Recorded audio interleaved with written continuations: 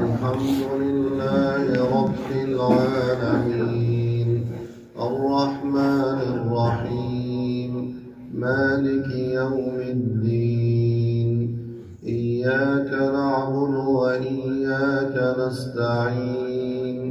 اهدنا الصراط المستقيم صراط الذين أنعمت عليهم غير المغضوب عليهم ولا الضالين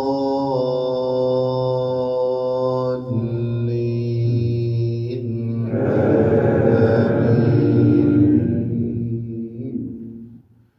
ومن يهاجر في سبيل الله يجد في الأرض مراغما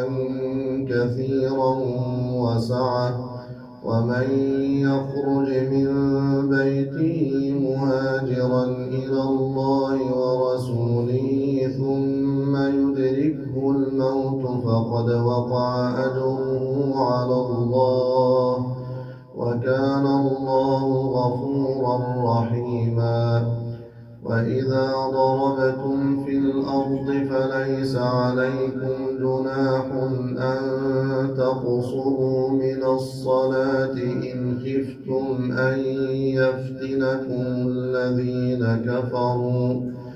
إن الكافرين كانوا لكم عدوا مبينا. وإذا كنت فيهم فأقمت لهم الصلاة فلتقم طائفة منهم معك وليأخذوا أسلحتهم فإذا سجدوا فليكونوا من ورائكم ولتأت طائفة أخرى لم يصلوا فليصلوا معك وليأخذوا حذرهم وأسلحتهم ود الذين كفروا لو تغفلون عن أسلحتكم وأمتعتكم فيميلون عليكم ميلة واحدة ولا جناح عليكم إن كان بكم أذى من مطر أو كنتم مرضى أن تضعوا أسلحتكم وخذوا حذركم إن الله أعد للكافرين عذابا مهينا. فإذا قضيتم الصلاة فاذكروا الله قياما وقعودا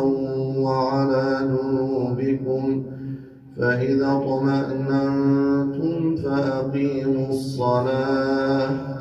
إن الصلاة كانت على المؤمنين كتابا موقوتا. ولا تهنوا في ابتغاء القوم إن تكونوا تألمون فإنهم يألمون كما تألمون وترجون من الله ما لا يرجون وكان الله عليما حكيما. إنا أنزلنا إليك الكتاب بالحق لتحكم بين الناس بما أراك الله ولا تكن للخائنين خصيما واستغفر الله إن الله كان غفورا رحيما. ولا تجادل عن الذين يختانون أنفسهم إن الله لا يحب من كان خوانا أثيما. يستخفون من الناس ولا يستخفون من الله وهو معهم إذ يبيتون ما لا يرضى من القول وكان الله بما يعملون محيطا. ها أنتم هؤلاء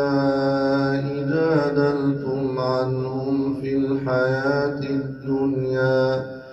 فمن يجادل الله عنهم يوم القيامة أم من يكون عليهم وكيلا ومن يعمل سوءا أو يظلم نفسه